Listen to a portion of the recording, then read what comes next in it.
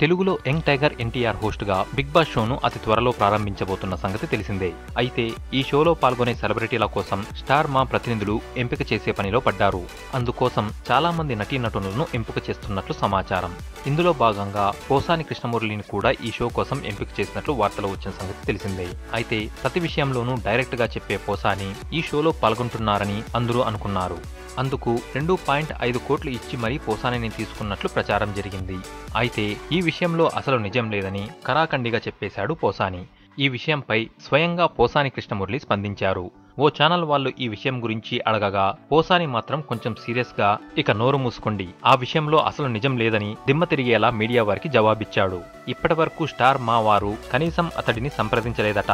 తనను ఈ విషయంపై ఎవరూ ఇంతవరకు కలవలేదని చెప్పాడు.